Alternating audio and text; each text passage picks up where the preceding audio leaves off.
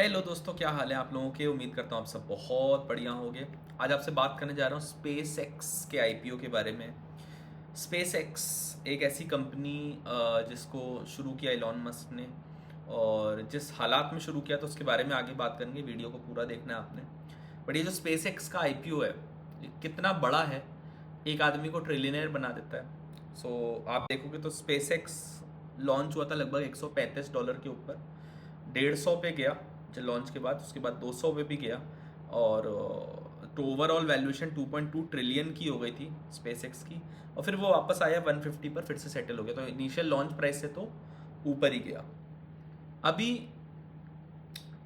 क्या है, 20 से 30% इलॉन मस्क ने रिटेल इन्वेस्टर के लिए शेयर रिजर्व करके रखा था इसका। एंड बाकी का सब जो अलग अलग प्लेटफॉर्म्स के थ्रू उसने सेल करी थी। गोल्डमैन सैक इसके बैंकर्स थे, जो इन्वेस्टमेंट बैंकर्स थे इसके, गोल्डमैन सैक्स थे। तो ये तो बेसिक डिटेल है, आपको हर जगह मिल जाएगी। बट मैं जो आपसे कहना चाह रहा हूँ कुछ बहुत बड़ा है कि स्पेस एक्स या टेस्ला, इसके पीछे जो इंसान है इलॉन मस्क की बहुत डॉक्यूमेंट्रीज आपने देखी होंगी, किताब भी आपने पढ़ी होगी।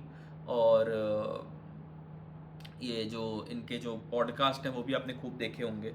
आप ये सोचो कि ये जो आदमी है ना, इसके अंदर एक ना इसके अंदर एक कीड़ा है।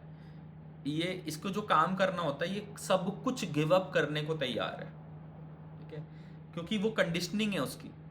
फादर उसके बहुत बड़े आदमी थे, नो डाउट। ऐसे जो बहुत रिच घर के लोग होते हैं, या इस तरह से जो प्रोडिजी निकल जाता है, स्पेशली जिसका बैकग्राउंड रिच है। एक तो प्रोडिजी होता है, जैसे सुंदर पिचाई है। ठीक है, is the CEO of Google. But सुंदर पिचाई बहुत रिच बैकग्राउंड के नहीं है। इलॉन मस्क बहुत रिच बैकग्राउंड का था, बट उसने उसको बहुत आगे लेकर के। तो ऐसे जो रिच बैकग्राउंड में होते हैं ना, उनको कुछ भी करने से डर नहीं लगता। अब एक गरीब आदमी को क्या यार, ये नहीं हुआ तो फिर खाएंगे क्या। ठीक है, इस बात का डर सताता रहता है। पर ये मस्क ऐसा नहीं है।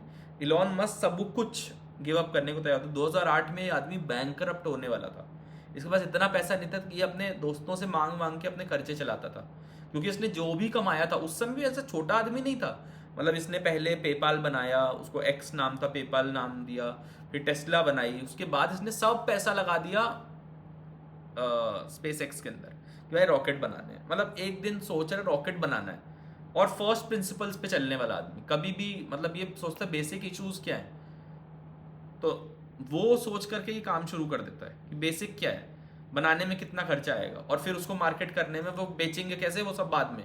पहले इस काम को करना है।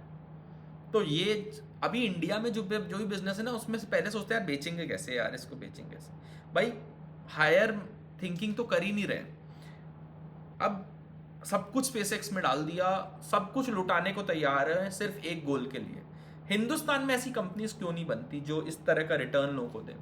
इसका एक बहुत बड़ा रीज़न है कि इंडिया ना स्किल आर्बिट्राज का गेम खेल रहा है पिछले 30-40 सालों से, और वो गेम धीरे धीरे ख़त्म हो रहा है कि बाहर से बिलिंग कर दो क्लाइंट को, और इंडिया में सस्ते पे इंजीनियर उठा लिए या बाकी जो लेबर है वो उठा ली। ठीक है, अब ये तो एक रीज़न है कि स्किल आर्बिट्राज का गेम है, इसलिए ये काम नहीं हो पाता।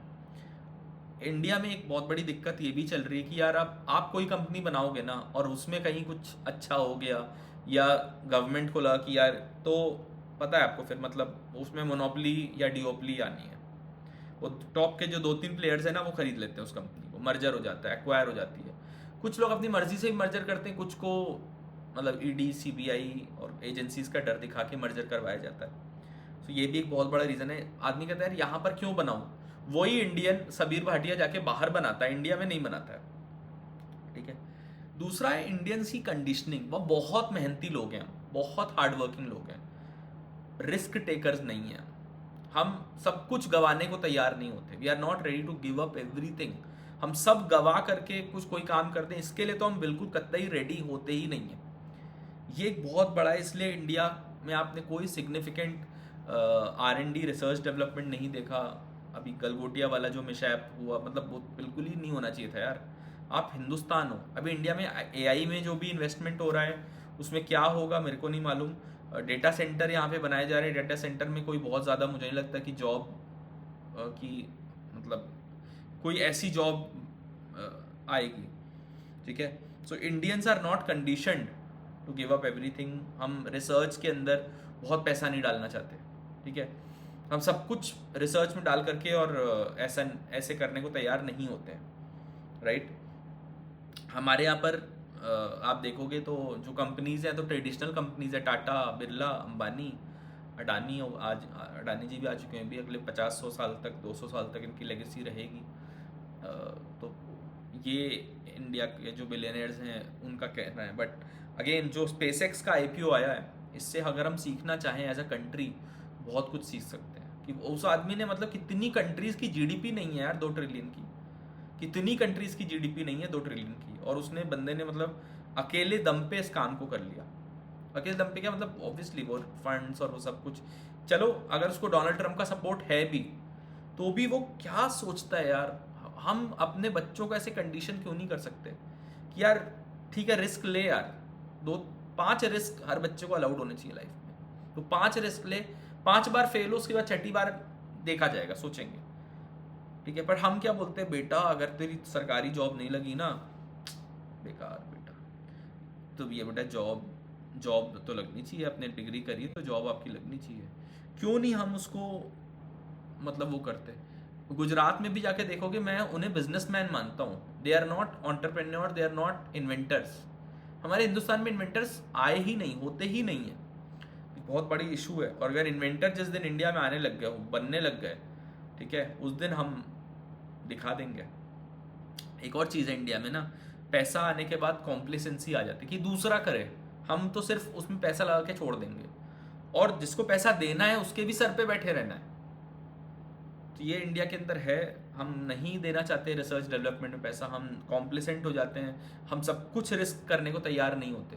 हमने अगर 10 मिलियन का लॉस उठा लिया ना, तो हम 11वां मिलियन नहीं डालेंगे यार, बट नॉट थिंकिंग यार वो विजन कहाँ तक जा रहा है, ठीक है। सो ये सारी चीज़ें हैं। देखो कब इंडिया के अंदर कब इस तरह का जो सोच है वो कब बदलती है, उसको बदलना पड़ेगा, क्योंकि बिना उस सोच के बदले कुछ हो नहीं पाएगा। सो बहुत इंपॉर्टेंट है कि वो सोच बदले, ताकि इलॉन मस्क, ताकि स्टीव जॉब्स, ताकि वॉल्ट डिज्नी, ताकि रे क्रॉक, इस तरह के बिजनेसमैन इंडिया के अंदर भी आए। सिर्फ कह देने से कि startup India, stand up India, इस सिर्फ कह देने से नहीं होगा। ये कोई पॉलिटिकल वीडियो नहीं है, it's a finance video, SpaceX के आईपीओ के बारे में है। बट डेफिनेटली यार ये सिर्फ बोलने, माउथ लिप वर्क से नहीं होगा, ठीक है। सिर्फ बोल देना कि ये वाला इंडिया हो गया, ऐसा इंडिया हो गया, वैसा इंडिया हो गया, स्टैंड अप इंडिया हो गया, ग्रेट इंडिया हो गया, मीगा हो गया, तो मीगा करना पड़ेगा, वो एटीट्यूड लाना पड़ेगा, ठीक है, साइंटिफिक थिंकिंग लानी पड़ेगी। हमें डिसाइड करना है ना कि हम कहाँ जा रहे हैं यहाँ से। हम क्या सिर्फ एक रिलीजन बेस्ड देश बनाना चाहते हैं, या एक्चुअली हमें कोई ग्रोथ चाहिए, ठीक है। वियतनाम जैसी कंट्रीज इंडिया से आगे हैं, आप सोच लीजिए। तो हमें कहाँ जाना है, कैसे जाना है, ये हमें डिसाइड करना पड़ेगा।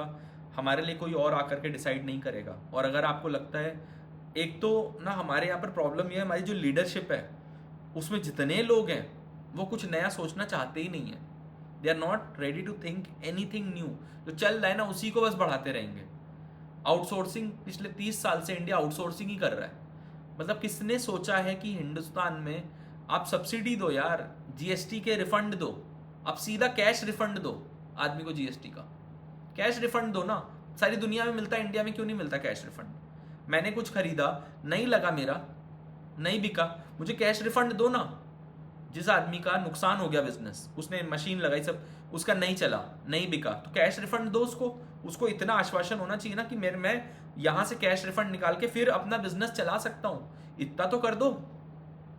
गवर्नमेंट चाहे तो बहुत कुछ कर सकती है। फ्री लैंड एलोकेट करो, फ्री लैंड, सिर्फ अपने दोस्तों को नहीं, फ्री लैंड, जो भी करना चाहता है उसको करो। Please guys do like this video, share करिए, सब्सक्राइब करिए, तभी मजा आएगा। तभी ये चैनल जो है अभी ये 30, 35, 40 सब्सक्राइबर्स का है, इसको अपन ने बनाना है मतलब बहुत बड़ा चैनल, क्योंकि फाइनेंस फोकस्ड है भाई। इसके ऊपर आपको हर तरह का फाइनेंस का कंटेंट मिलेगा। तो क्या करना है अब ये आपके ऊपर है, नीचे कमेंट करके मुझे बताओ। I will see you next time, till then bye, take care, नमस्कार, थैंक यू गाइस।